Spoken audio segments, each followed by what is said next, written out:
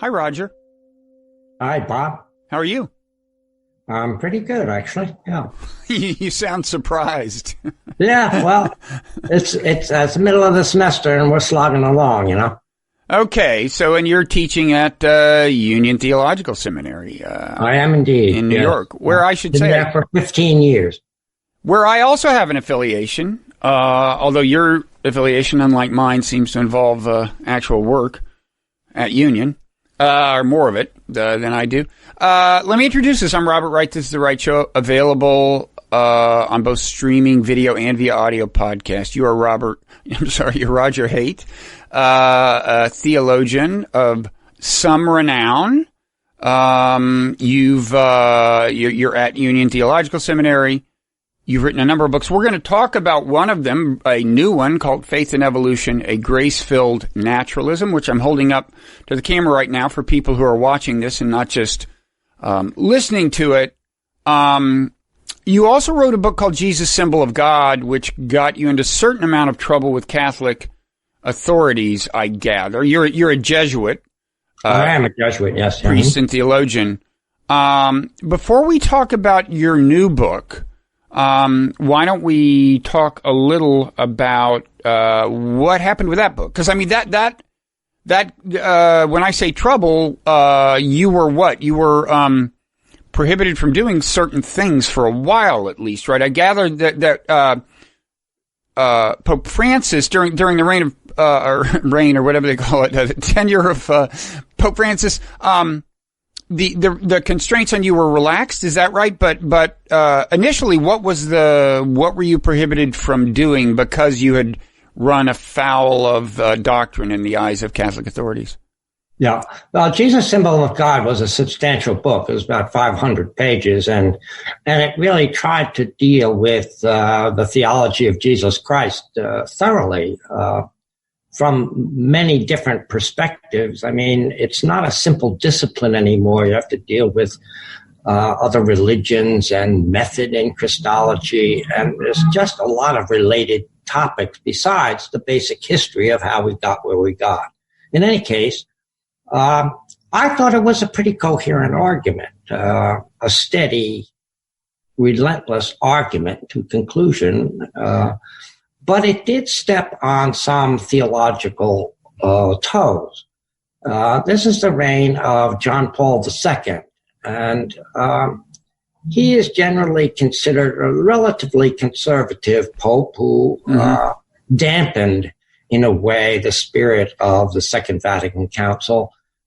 He didn't like too much experimentation in theology, and so he, with Joseph Ratzinger, who was his head of the Congregation for the Doctrine of the Faith, which was kind of an overseer of theological production. And in fact, isn't that the modern version of the office of the Inquisition? I mean, isn't that an actual... its lineage goes all the way back to when it was running the actual Inquisition, right? I don't want to over-dramatize what you were subjected to, but... Yeah, it went back a long way, and it changed its name a couple of times, and this was its post-Second Vatican Council name, the Congregation for the Doctrine of the Faith. But basically what it did, it heard complaints about theologians, and depending on the papacy and the times and so on, there would be reaction against it. So I was basically said I couldn't teach at the Jesuit seminary at which I was teaching, Jesuit School of Theology, Weston Jesuit School of Theology in Boston. And because of that, because I was noticed, it became increasingly difficult to teach at a Catholic university itself, because I was under a certain cloud, and bishops tend to be protective of theology in their dioceses. So Catholic universities weren't eager to hire me. So that's when I came to Union Theological Seminary. Weren't you formally prohibited from doing certain things? Later, I see. After that, then like writing and teaching for a while or something. No, I had been teaching at Union Theological Seminary since 2004. This this condemnation or prohibited from teaching was 2002. I was teaching reading courses rather than regular courses. I was teaching guided reading courses. But then finally in 2008, after something I wrote in American Magazine, I was further prohibited from teaching anybody anything, anywhere, at any time. And so I was pretty much just giving writing and doing some guided readings, which I didn't consider to be teaching. And is it possible to say what your perceived infringement was? I mean, was it like not viewing Jesus as the only path to salvation, or something that is that easy to articulate, or is it super obscure? They sent a formal document enumerating 1 to 8 or 9 the different problems that they had, and they began with my method, and it began with, as I said, with my method, and on a number of key issues: the resurrection of Jesus, the divinity of Jesus, the theology of the Trinity, theology of salvation, and 1 or 2 other things. They never questioned whether what I said was true or not, but it didn't conform with Catholic catechetical teaching, basically, is the charge. In other words, they weren't debating the truth or falsity of my positions, which I thought were quite well argued in the book, but rather what I was saying did not conform to the standard positions that were in place, especially as contained in the modern catechism. So had you questioned the divinity of Jesus in particular? No, I just interpreted it in a different way. No, I affirmed the resurrection of Jesus. I affirmed the Trinity. I affirmed the divinity of Jesus. I affirmed those old things, but I didn't do it with the theology that is more or less official Catholic theology, insofar as that can be identified. So in other words, is the problem, in their eyes, was the problem what you meant by the divinity of Jesus? Your interpretation of what that would mean? I suppose that would be a good way of saying it, because theology spells out the underlying construal of doctrinal statements. Mm-hmm. Jesus is divine. Well, what do you mean by that? And then theology takes over and gives various explanations.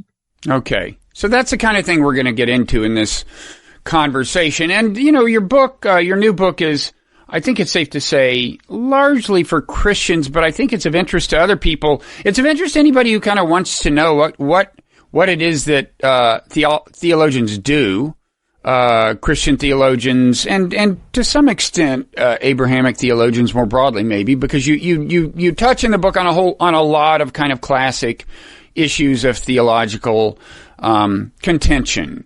I do.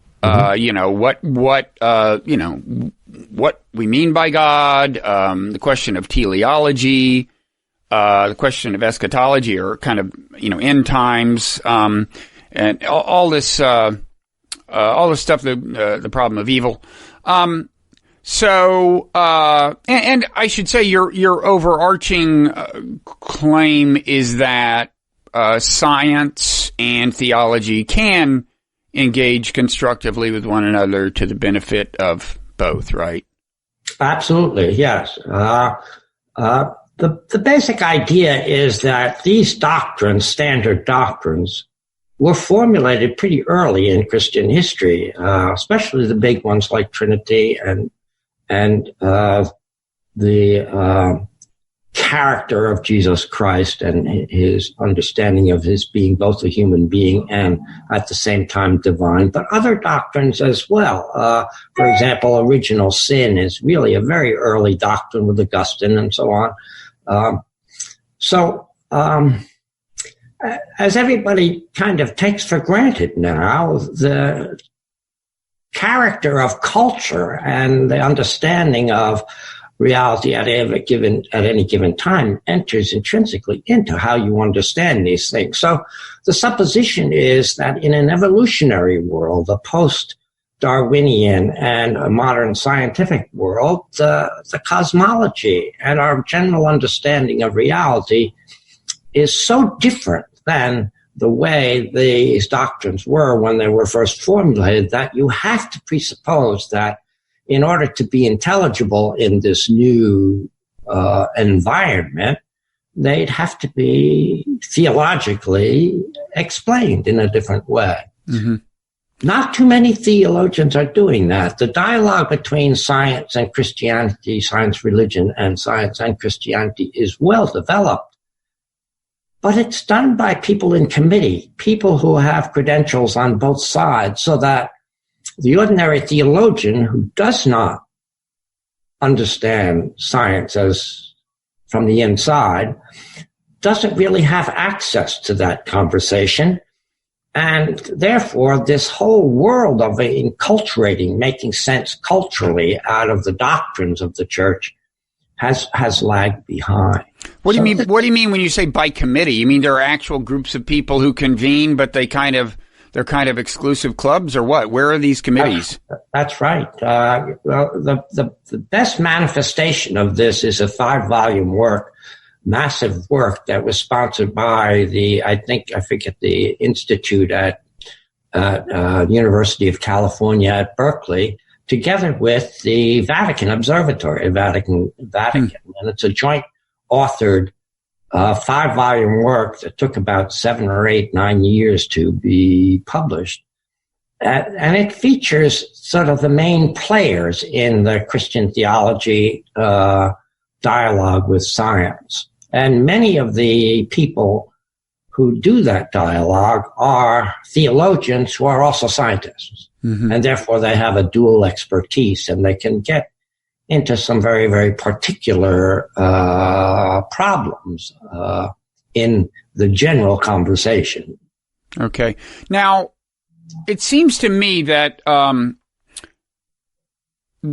the book, to some extent, you are addressing issues that arise not just by virtue of the theory of natural selection or knowledge of evolution, although the book is called Faith and Evolution, but, as you've already suggested, kind of issues that arise by virtue of a scientific worldview being the prevailing worldview, right? So, for example, you pay a fair amount of attention to the issue of divine intervention.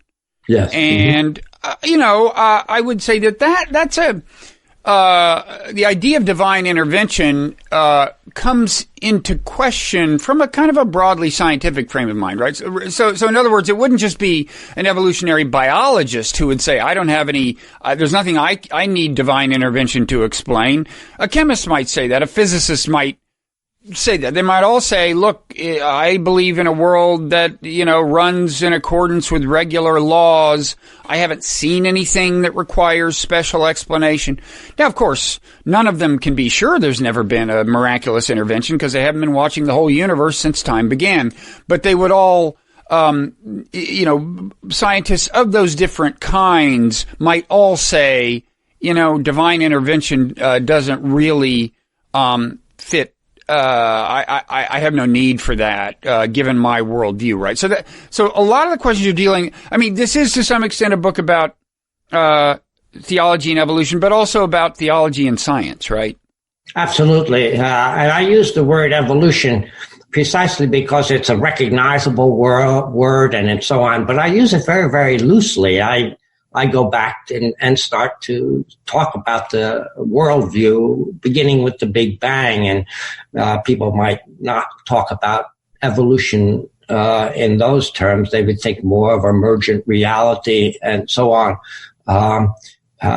because, as you say, evolution is much more of a biological concept. So I use a lot of these words very, very broadly, and I explain that in the text that I am not a scientist, but I'm really sort of trying to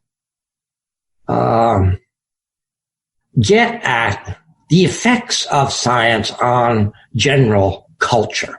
So it's not a dialogue with scientists so much as a dialogue with a culture that does not seem to promote religious belief, sometimes is skeptical about it. Sometimes, in some cases, some scientists are aggressively against religion because they see it as a force of illusion and, if not delusion, in history, and therefore is not positive.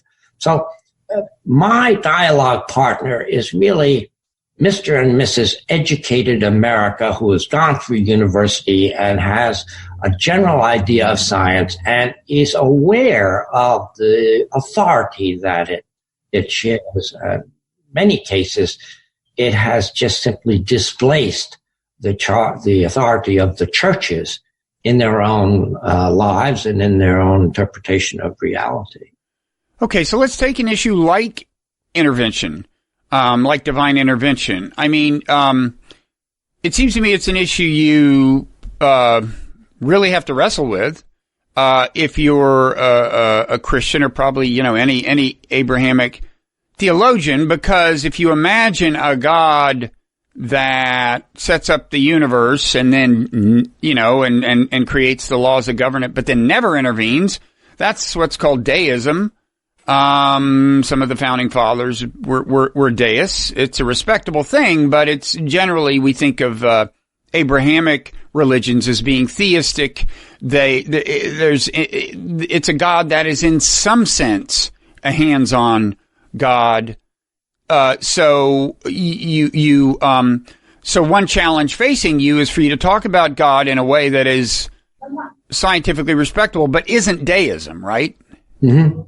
Not at all. I want to have a God that is present to the world, but not in an interventionist way. That is to say, zapping in and zapping out. It seems to me that if your conception of God is such that God is an actor in history, as in, for example, a naive conception of a miracle, then the problem of theodicy, the problem of evil, becomes enormous. It's just enormous, because there you have the view of a God who could intervene and does not in so many situations of mass, sometimes not to mention individual and personal. This hits people particularly as individuals and personally, but also on a broader scale, the massive innocent suffering that we see in our history.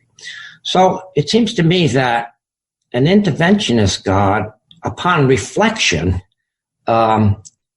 we want to be caring, we want to be present, and so on. But if God were interventionist, it would magnify the problem of evil to a great extent. So my address there is to try to conceive of God in such a way that God is with us, present to us, concerned about us as the maker of heaven and earth, but at the same time, having given us certain resources to deal with problems that we should be dealing with, and not sort of responding to 3 or 4 different conflictual demands of the same situation. Mm-hmm. So God would be put into a dilemma there of, should I help this person's prayer or that person's prayer when they're praying for opposite goals? So you don't think the winner of the Super Bowl is right, that the reason they won the Super Bowl is because God liked them more than the other team, huh? Yeah, even Pope Benedict XVI, Ratzinger, said that the Holy Spirit was not responsible for his election. Okay, much less the Super Bowl. So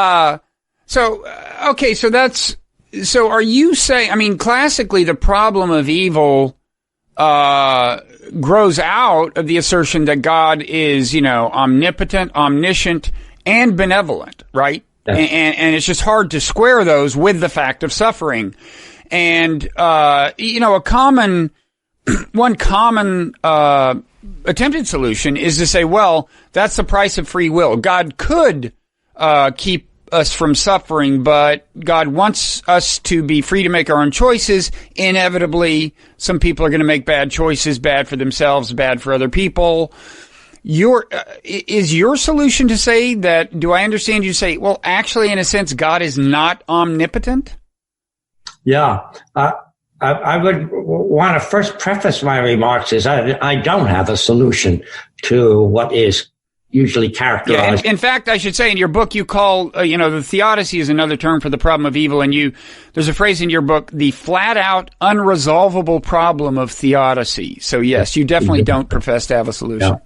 So I take that tension between belief in a benevolent God and a good God and a creator God who cares about reality and the existence of a world that is filled with suffering, some of which is not due to human fault, is just due to the way things happen, tragedies that happen.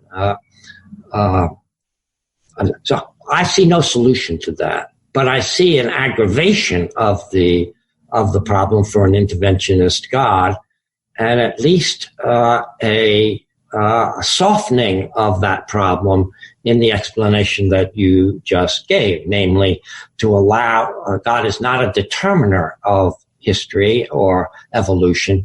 God is there accompanying it, but God is not directing it step by step.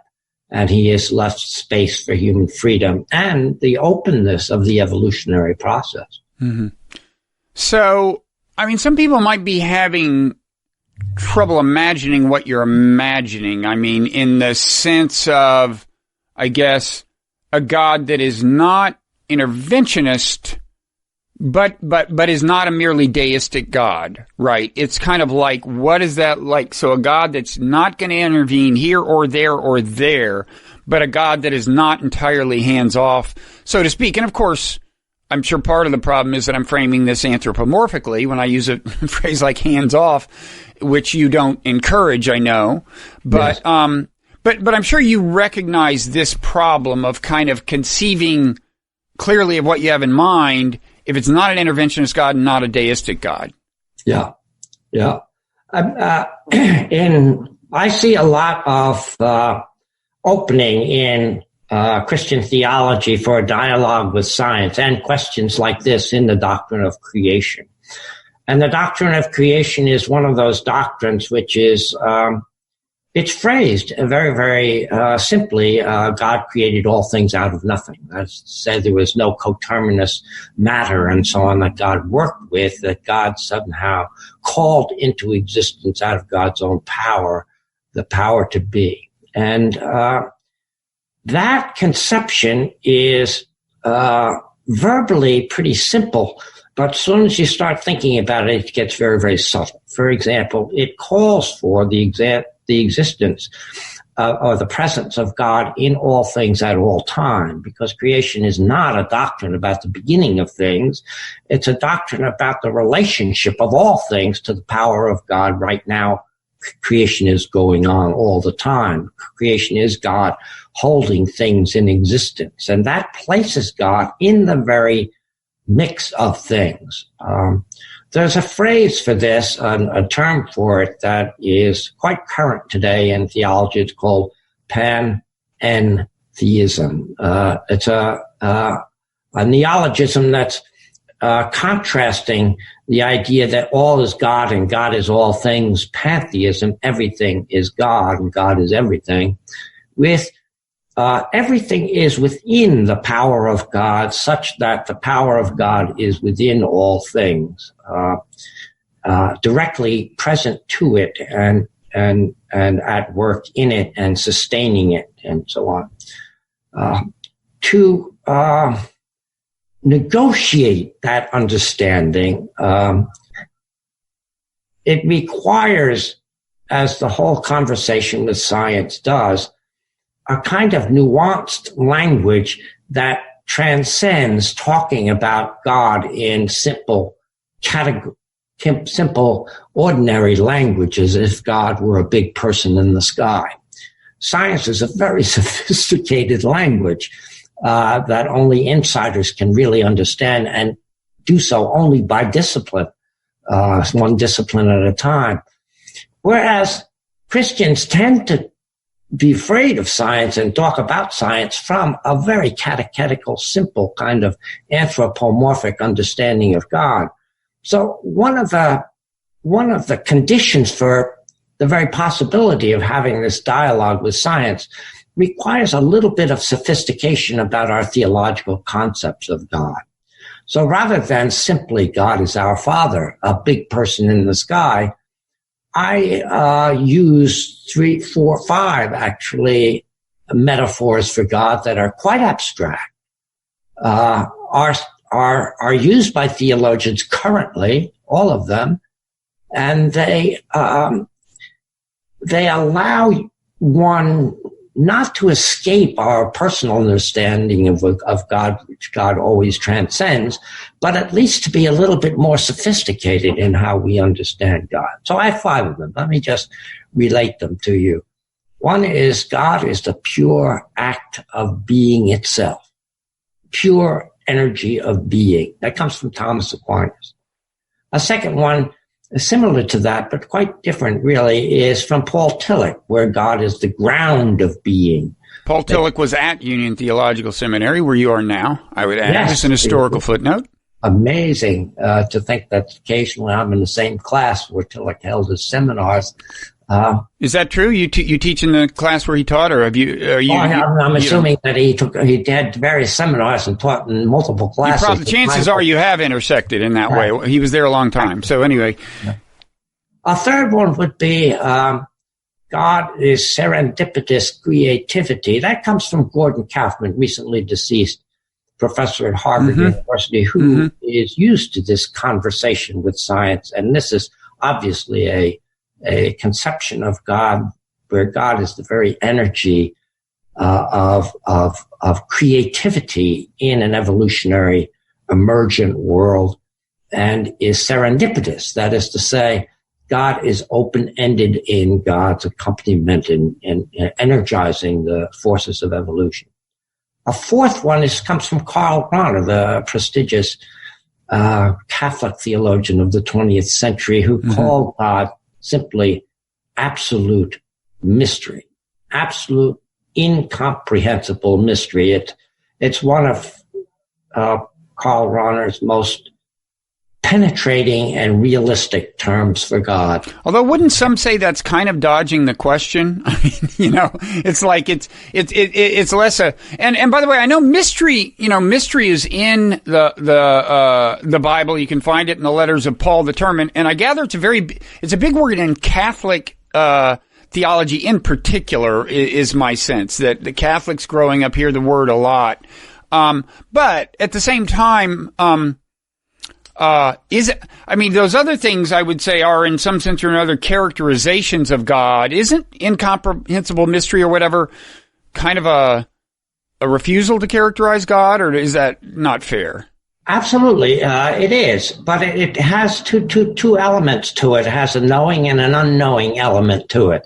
In other words, you feel that you're in contact with an absolute incomprehensible mystery, that it's surrounding you and present to you, but any language that you use falls short and really doesn't really get there.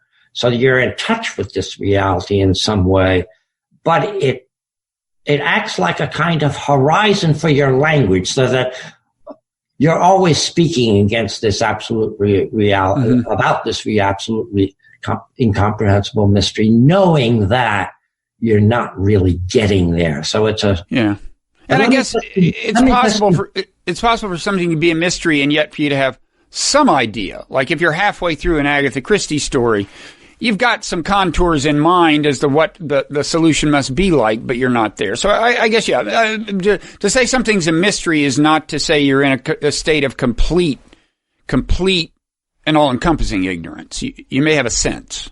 Yeah, exactly so. And it's precisely an unknowing knowing that you're describing. And the fifth, which I tend to favor, characterization of God, is transcendent presence.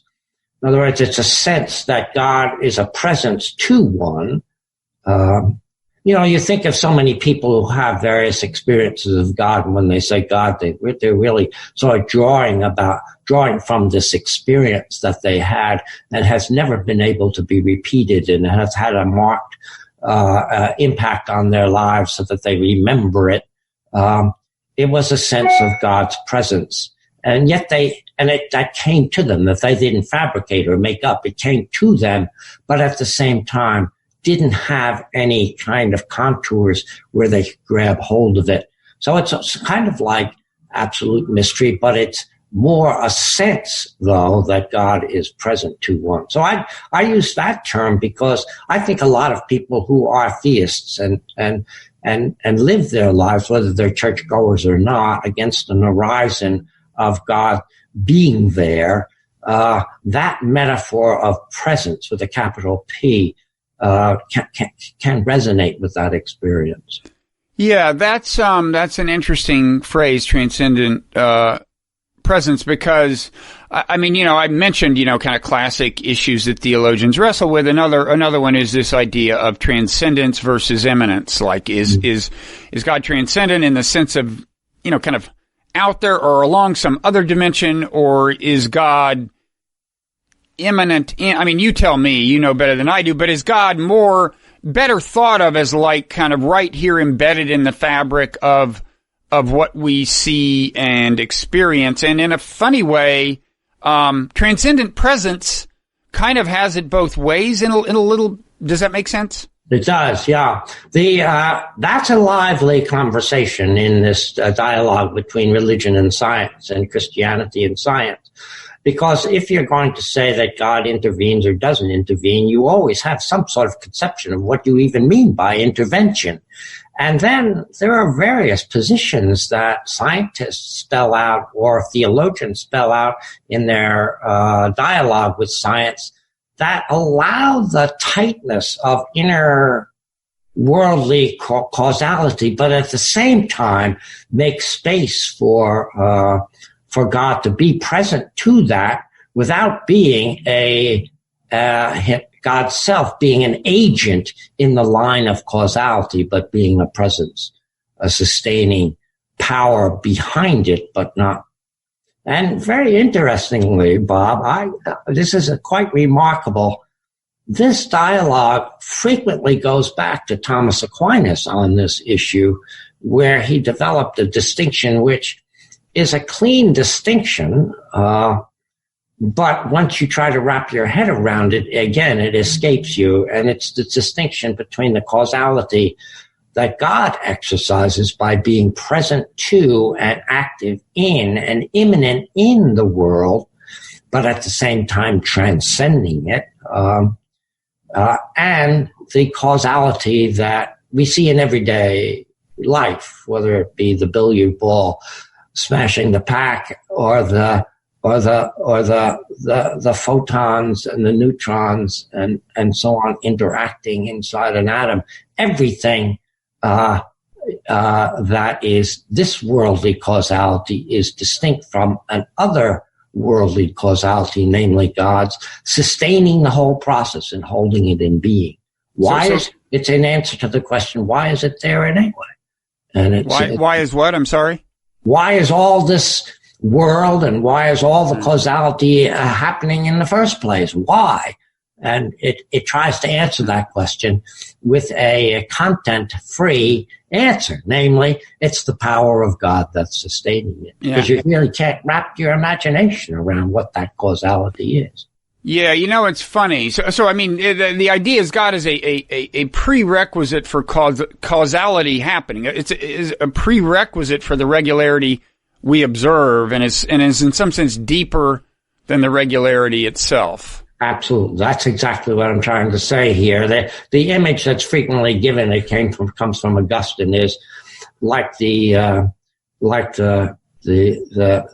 single fish in the ocean of water. In other words, the water surrounds the fish. It's the fish's horizon and world. It's inside it's the sustaining milieu of the whole fish's existence, but at the same time, the fish is not the sea and the sea is not the fish. Mm-hmm. It's funny because we talk about the laws of science and we take for granted the universe's compliance with them, but as if we don't need to go deeper, right? But if you look at the way law is used in other contexts, like when you talk about human laws being obeyed, that requires a mechanism of enforcement. It requires police. It requires courts. It required legislatures to lay down the laws.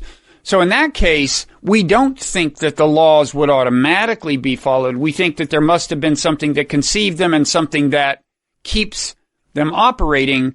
Whereas with the laws of science, we kind of just take for granted that, that's the end of the story. Whereas when you think about it, it's like, what does make a molecule, comply?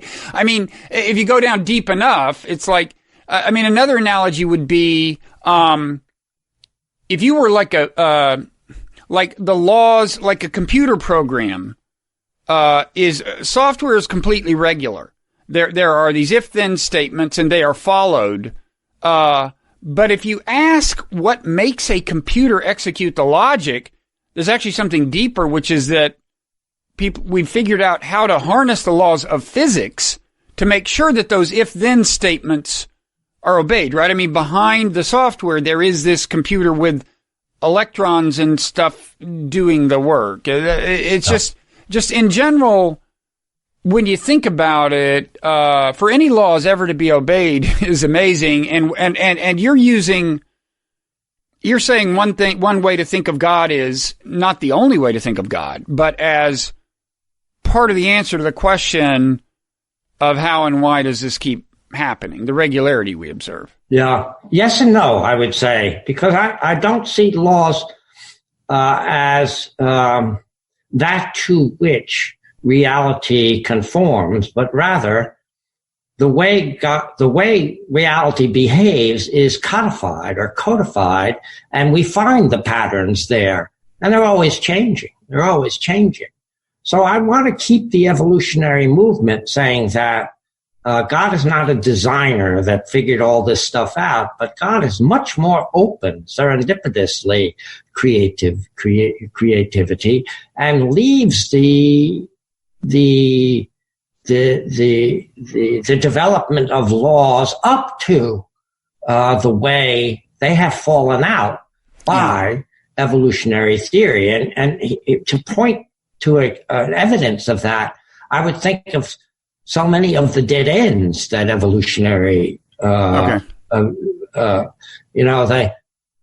went in this direction, but that really didn't work, and it just stops, So there's so many trials and errors in the evolutionary process that God as designer is almost a absolute freewheeler. If you well, I was thinking more about like laws of physics, which most physicists would say are eternal and constant. As it happens, not all do. I mean, Lee Smolin, for example, has suggested that maybe the laws of physics actually evolve. But the conventional view, I think, is the laws of physics are constant, but at high levels of complexity and with organic complexity, you get contingency, what seems to be contingency. In other words,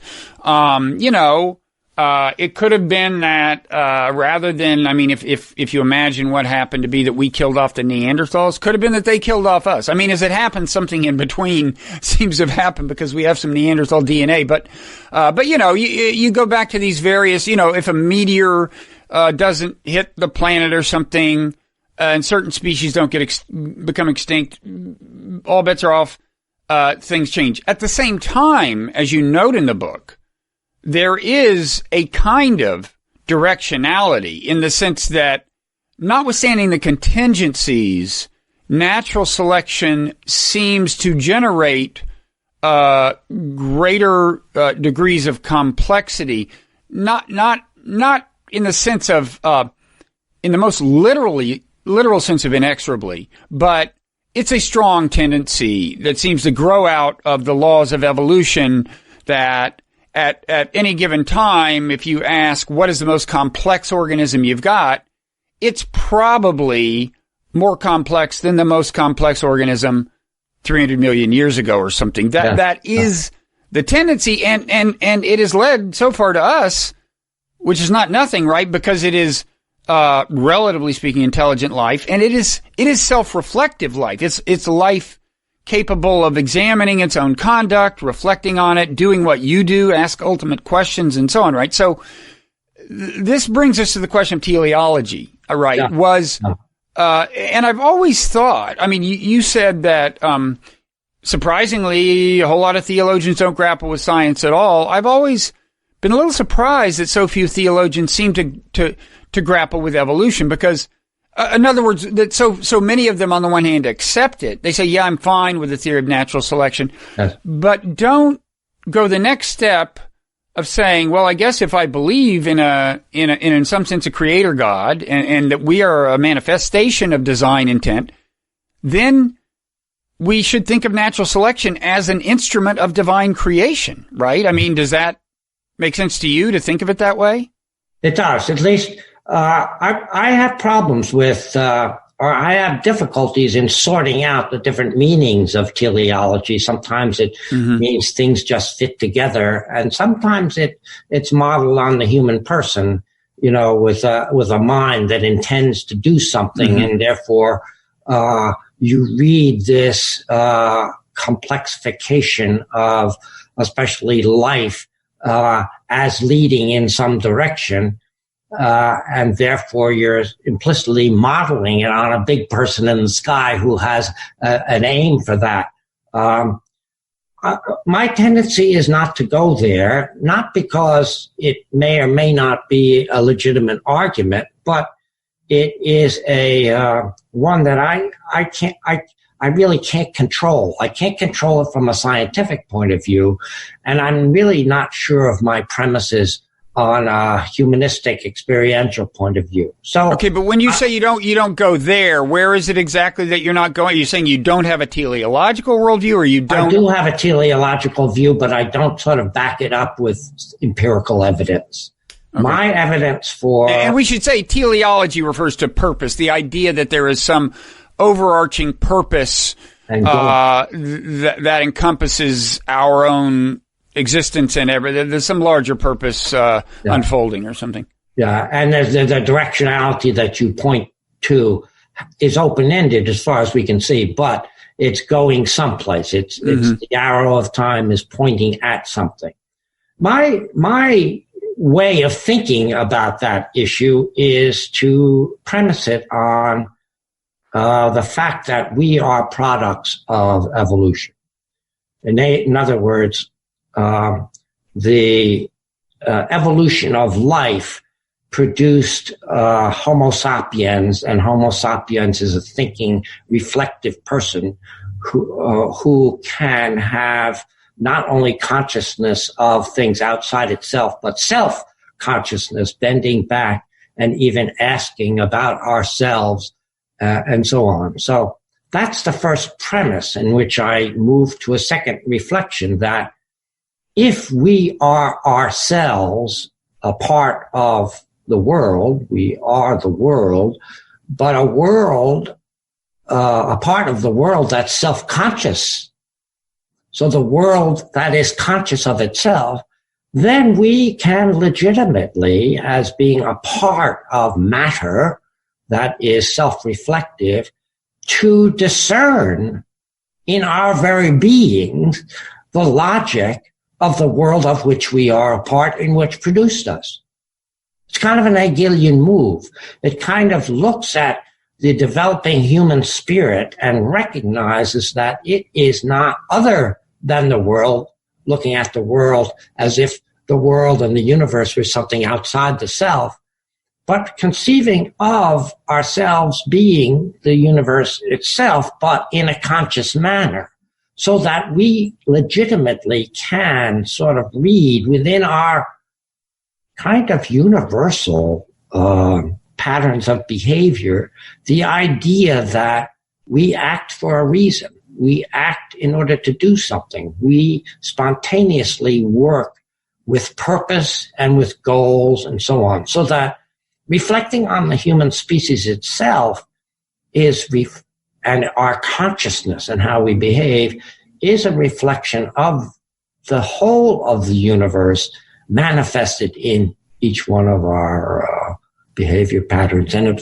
especially our self-conscious behavior. Yeah. It's a little bit of an involuted argument, but it's quite intuitive and direct. Yeah, now is that related to, who was it who said, was it Dobzhansky or somebody who said evolution is the universe becoming aware of itself? Do you know that quote? I don't know it, but that's what I'm getting at. Yeah. Which is kind of amazing when that it's even possible that you've got all these like particles floating around and that's what it turns into. So on teleology, so you almost, as a Christian theologian, you pretty much have to have a teleological worldview. Yeah. You're saying you don't, base your belief in teleology on the dynamics of evolution. You might note that a directional evolution is more consistent, is in certain respects consistent with a teleological worldview, but does not by itself constitute proof of teleology. Exactly. And that's why I don't turn to it as if it was a shutdown argument. Okay. So let me just read a couple of quotes from the book about your, I think these are conceptions of God that you subscribe to and they might serve to kind of crystallize some of what's come before. First of all, an all-encompassing God. And you go further and say, there's a sense of an all-encompassing God who does not act as a secondary cause in the world, but works as the primary agent present to and sustaining the created world.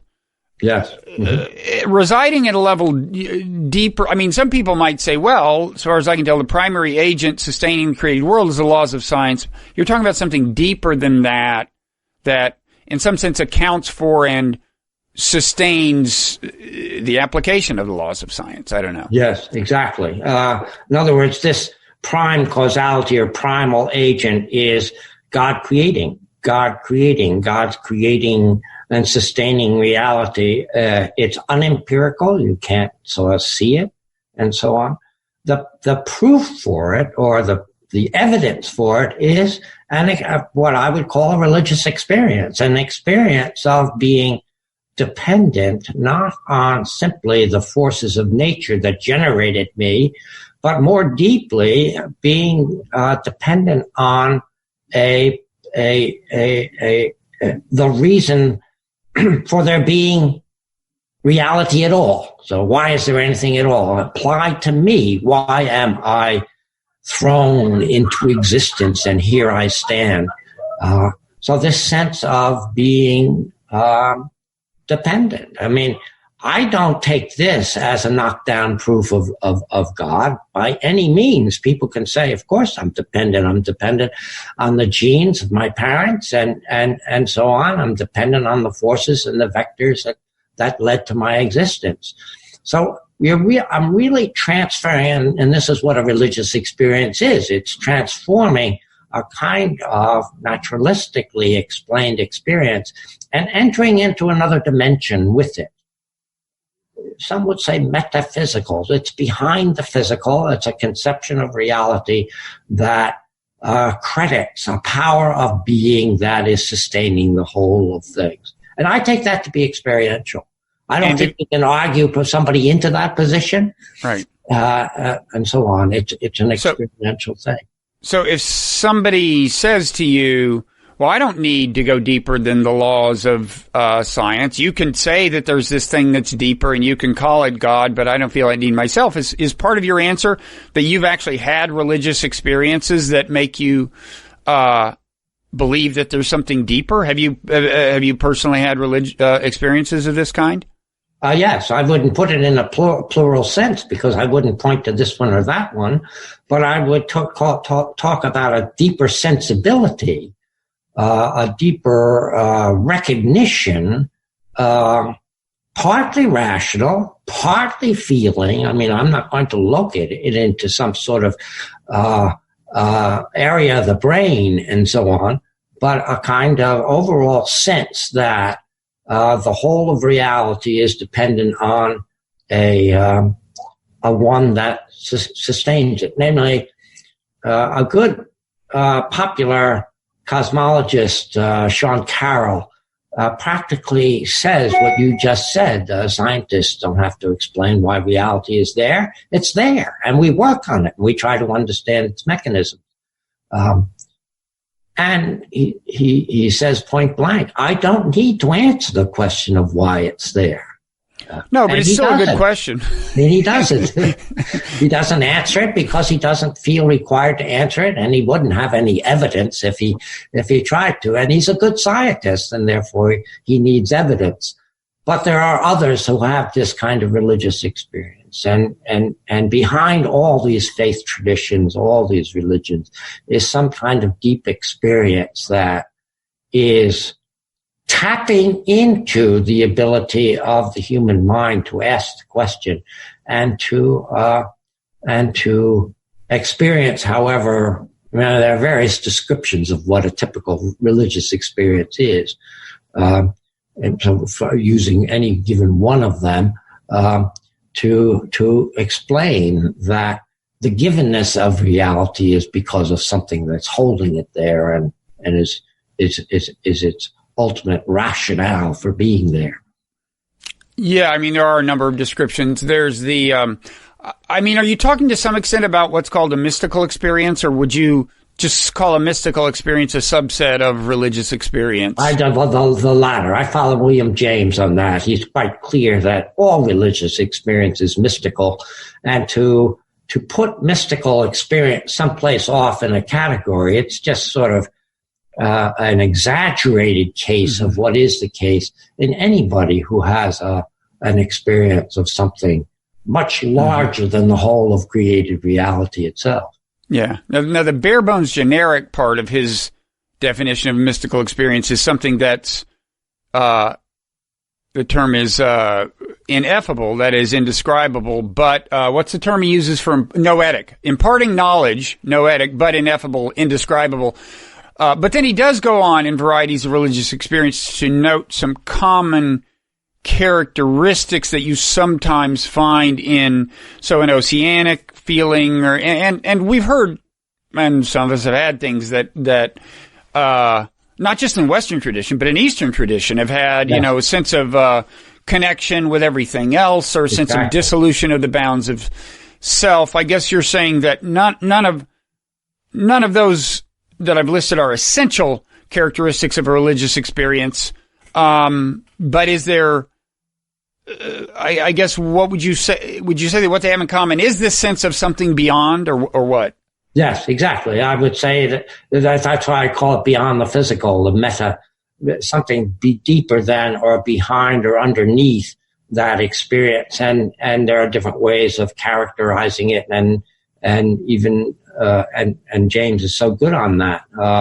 So the very phrases that you use from James, I would incorporate them. I would use them, this kind of sensibility and being openness to a whole world that is deeper than and responsible for the everydayness of reality, that somehow impinges on my consciousness. In other words, it's not produced by me, that it comes to me from outside myself. Mm-hmm. Now, another, I guess, kind of objection or skepticism you get is, okay, granted that you sense something that's kind of beyond, but that in itself sounds like a pretty fuzzy apprehension. How do you get from there to the idea that it's, it's, on the one hand, you're going to say it's not like a being that's we should think of as anthropomorphic. At the same time, it's something that you're in some sense in communion with, and maybe in some sense in communication with, something that you're deriving a kind of psychological, spiritual sustenance from, right? I mean, that's the next question is, you seem to have a conception of this, and maybe this is where faith and your particular faith upbringing comes in, but that's a question you get, right?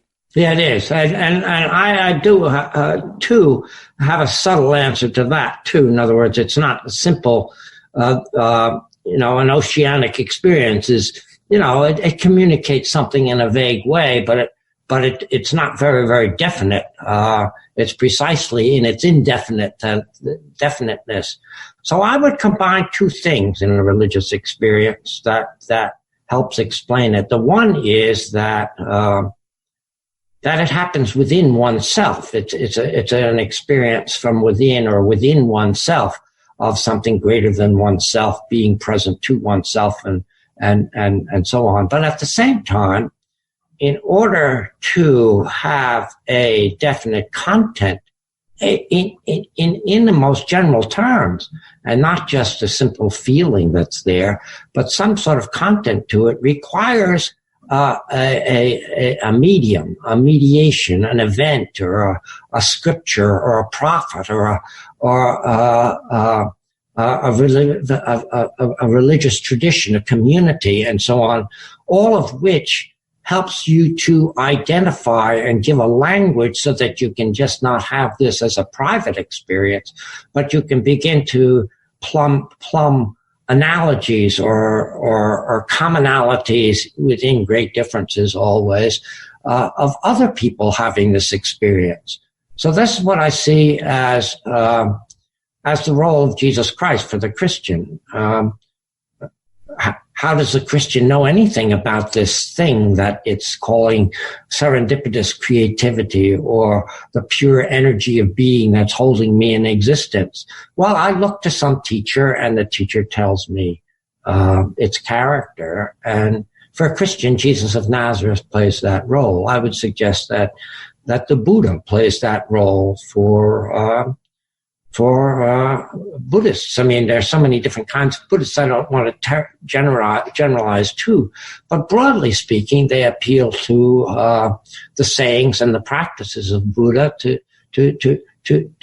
identify their relationship to the whole, mm-hmm. and their interconnectedness with the all that is, whether it be naturalist and so on, this ordered world that somehow has manifested itself in me, and somebody else is explaining that to me to give me a common language that I can share with others. Yeah, I was going to bring Jesus up, as you might have guessed. Kind of an important figure in your line of work. And I guess a couple of issues maybe arise. One gets back to the question of intervention. You know, if you don't imagine an interventionist God, and you've got a kind of scientific view of the world, evolution happens, this one species, even if you grant that the dice were loaded in the favor of the eventual emergence of an intelligent species, and maybe that's part of the plan, okay, fine, but you would think it would be hard to load the dice so precisely that this particular figure arises in, 2,000 years ago in Palestine and so on. So in other words, I would think a lot of people would say, if you're as a Christian going to tell me that Jesus was a figure that's special in the way you say, I mean, up to and including the claim that this is divinity in a sense that embodies divinity in the sense that no other human has embodied divinity, well, it's hard to imagine that happening without intervention. There's that kind of issue that's raised for someone who's writing the book you wrote, I think. And then there are just the standard questions like, well, why should we imagine that God would choose this particular group of Middle Easterners to share the revelation with, and not mention anything to people who were in China at the same time, right? No, and you've alluded to this by bringing the Buddha in, and maybe this is the kind of thing that got you in trouble with the Vatican to begin with. You tell me, but these questions of Jesus as the path to salvation, Jesus as the unique revelation, as the embodiment of divinity, are difficult questions for somebody who's going to, again, write the particular book you've written. Yes, well, they're not only difficult questions; they're very, very highly sensitive because you're getting it to the core of Christian faith. So you really have to tiptoe through this material and be fulsome in your experience, in your explanation of what you're trying to do. So I make a couple of moves here. by which I want to preserve the divinity of Jesus and at the same time open up the Christian understanding of reality so that God's revelation to humankind is not exclusively through Jesus of Nazareth, but rather can be found in other religious figures as well in a non-competitive way. And here I'm appealing to some of your own ideas of the zero-sum game. We don't want to look at the religions in competition with each other, but somehow see them as all sort of opening up the human imagination to the presence of God within reality. So the moves that I make is to talk about the divinity of Jesus in a way that does not separate Jesus from the rest of humankind, but sees Jesus as a member of the human race, and therefore truly a human being like us in all things, as the scripture has it, the New Testament. But at the same time, through God's presence to all human beings, to understand Jesus and Jesus' divinity as a more intense presence of God to him in such a way that one can say that we look to him as a genuine, authentic revelation of God, so that God was at work in him in a distinctive way relative to other human beings. Now, that's tricky.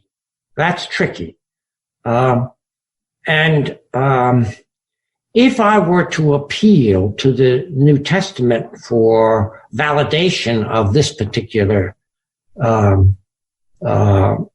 way of explaining Jesus' divinity in such a way that he's not raised out of the human pool, but seen as a member to whom God was intensely present, I would differentiate some of the Christologies that you find in the pages of New Testament. There are many. We should say that Christologies to theologians, those are, in essence, I mean, ways of situating Jesus in your theology. Is that what a Christology is? A Christology, is a rationale and an explanation for the position that Jesus holds in the Christian imagination and how Jesus relates to world in Christian faith. So it's focused on Jesus Christ, so it's called Christology. Okay.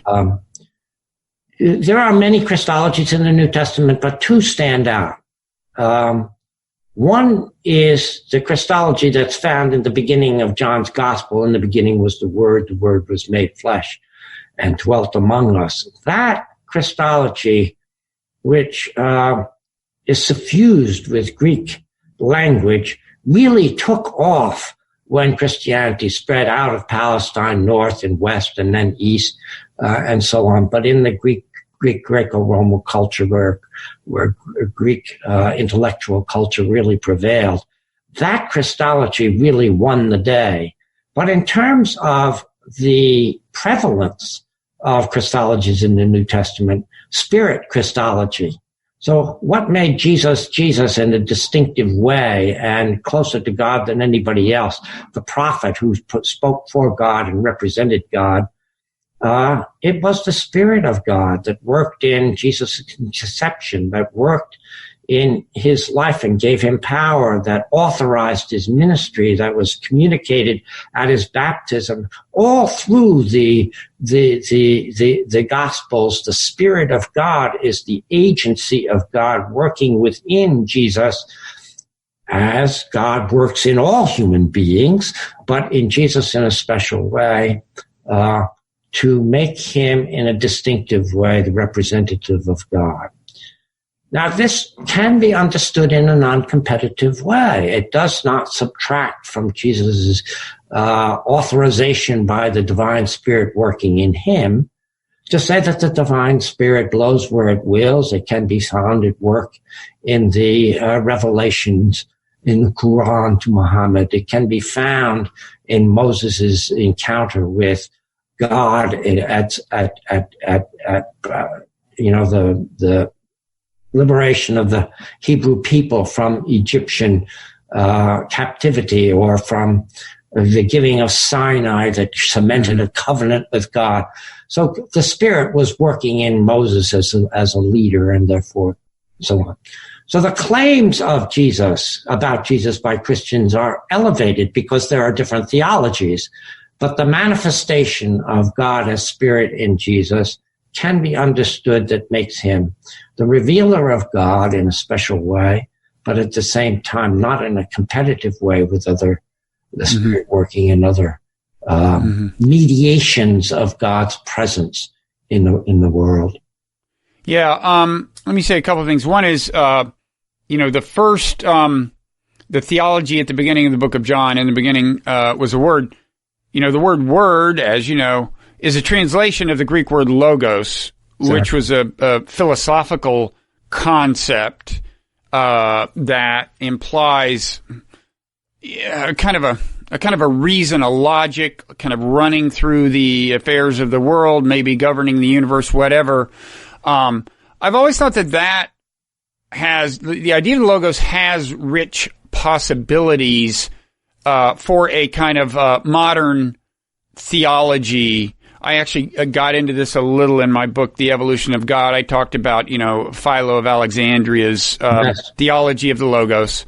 Yeah. But the other thing I want to mention is a Christology that you mention in the book, but didn't just mention, which is the so-called second Adam Christology of Paul, which is involves original sin, as I understand it, right? And it's funny, this idea so pervaded my own Christian upbringing that I didn't even, when I later realized that Paul had kind of thought it up or put it together, that was kind of, I was surprised that somebody had to invent it. It seemed so embedded in Christianity, but the idea is Adam, kind of put when Adam sinned, Adam and Eve, the fruit, when they ate the fruit of the tree, that injected sin into the human lineage.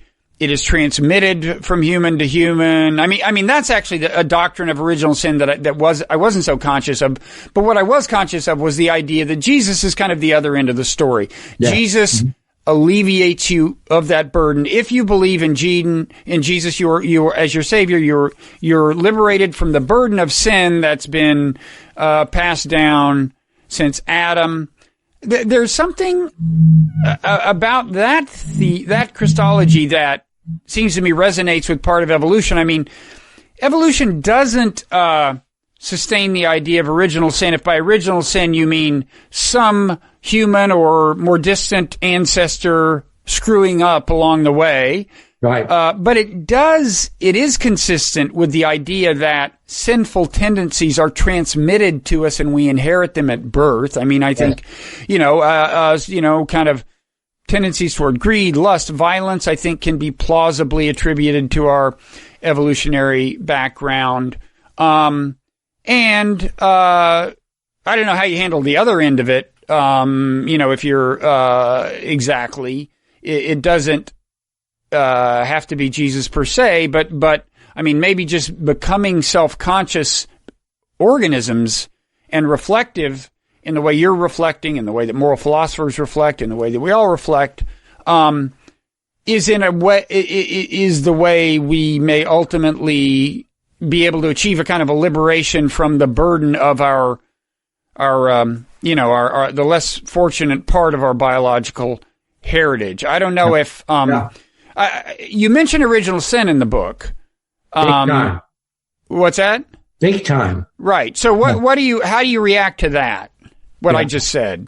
Well, I take up where you mentioned that an original sin in prehistoric time or early time, it just doesn't fit in an evolutionary world. I mean, the ideal of humanity is up in front of us. It's not behind us. We didn't fall from a pristine thing. And my problem with original sin is that it's very, very difficult to separate off the meaning of original sin from the biblical account of Adam and Eve and so on. In other words, those two stories are so wedded together. The doctrine of original sin, which both refers to the originating sin and the condition that it left behind, has those two meanings at the same time.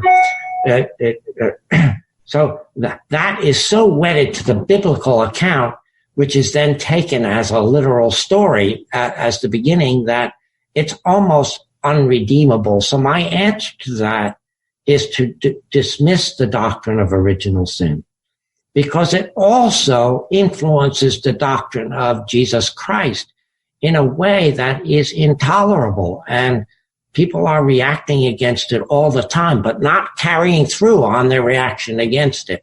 Namely, that Jesus was meant to suffer and die as a sacrifice to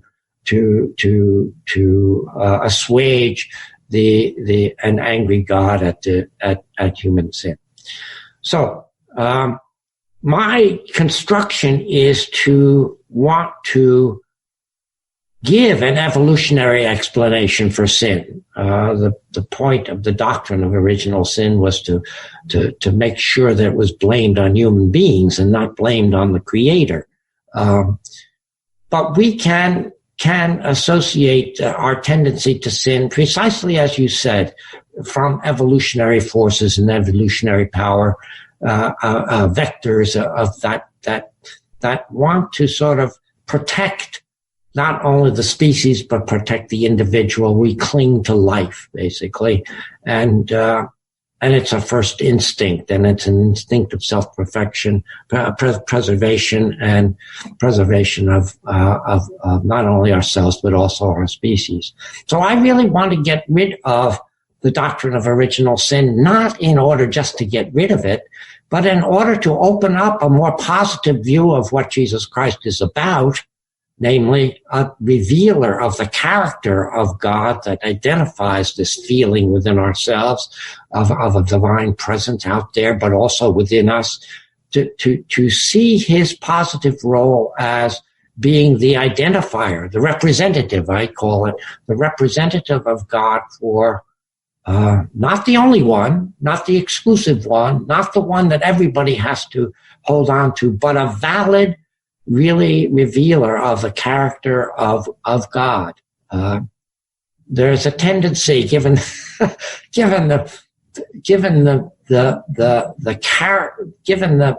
magnitude of the roles that Jesus Christ plays in a Christian imagination, for people to say, "You mean that's all he did? That's all he did?" I say that's all he did, and that's everything. That is to say, to reveal the very character of the God who is the sustainer of life itself, of reality itself. Okay, so we've covered a lot of ground, but I would be remiss if I didn't give you a chance before we close to tell us exactly what you mean by the subtitle. So the title of your book is Faith and Evolution. Subtitle is A Grace-Filled Naturalism. So naturalism being, a more or less, I guess, scientific worldview. That's what it connotes to me.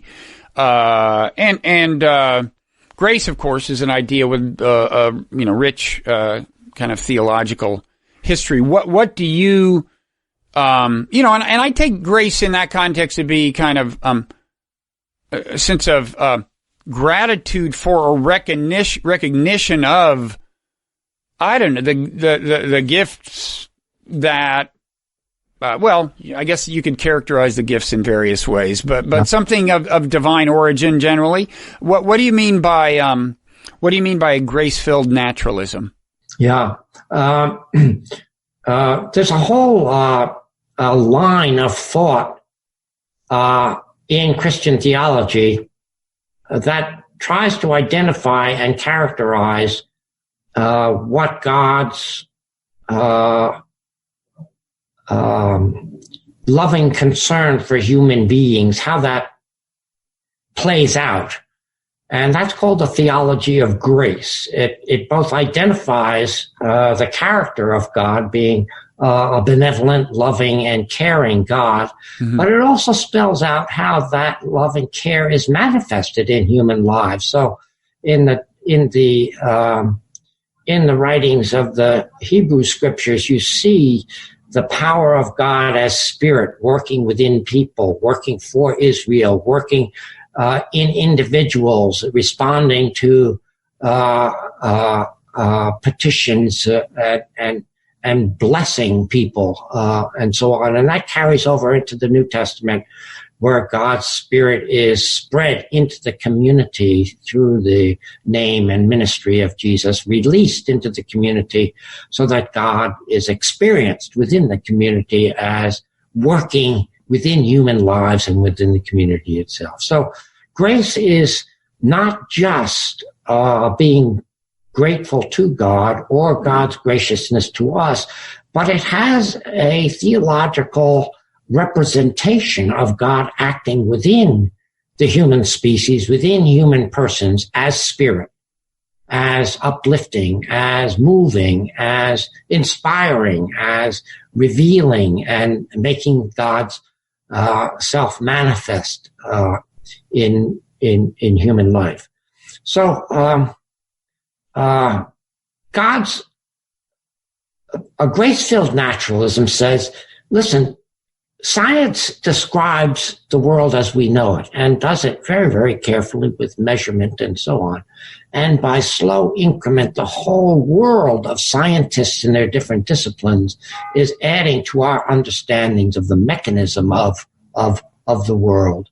I want to say that whole process that is being exposed by science, the naturalism of our world, is deeply sustained by and is working through God working within it. So this grace filling, the Spirit of God working within the whole thing, is not different from God's creative power within things. It's the same idea. Creation and creating power of God is just a different language saying the same thing, that God is the within of all reality and is a gracious presence that holds not only everything in existence, but promises the Homo sapiens, if not the whole universe, a value that is more than the ephemeral passing from existence to non-existence that we see. That there is that the value of human life especially is not cheap, that it's worthy, and this God who is the sustaining and grace filling of the natural order of things, but also of human history and human life and so on, that is giving the whole of it a value that it would not have if God were not there. Okay. And I think maybe I earlier identified grace as the gratitude for the gift, but that's conventionally, I mean, that's wrong. Grace is more closely identified with the gift for which we are to be grateful. Exactly. Now, in traditional theology, I think if you go way back, the idea is one reason we're supposed to be grateful is because we're unworthy, kind of, right? And in that sense, it's tied into the doctrine maybe of original sin. I don't know. But in any event, I gather your take on it is less that we're unworthy as that we should take note of the gift. Yeah, absolutely. It's a kind of optimistic view of reality that I'm proposing here. It's a very, very positive view of things. It does not look at creation, does not look at Christianity as a response to sin. Sorry, go ahead. Yeah, it looks at Christianity as Jesus Christ revealing a God who is underneath all of this and taking the values that scientists hold dear, like the integrity of seeking the truth and not falsifying evidence, deep values like that are reflected in the scientific enterprise itself. that those values are valid, and there's a validating principle that makes them values that are absolute. Well, the very fact that it's like something to be alive is something we shouldn't take for granted, because it's actually one of the things that science doesn't have a satisfactory explanation of, in my view. I mean, the mystery of consciousness remains the mystery of consciousness, and I'd rather be living in a universe that has it than not. So Roger, thank you so much. Again, the book is Faith and Evolution: A Grace-Filled Naturalism by Roger Haight, who I guess if we want to sell books, we should call you a controversial Catholic theologian, since you did get in trouble with the Vatican. But I guess all has been forgiven. I hope so. Yes. Yeah, and again, you're Union Theological Seminary, where I am technically visiting professor of science and religion, and it's a great place. It's a great place. I agree. A lot of great people there. Yeah. So thank you, Roger. Really appreciate you taking the time, and good luck with the book.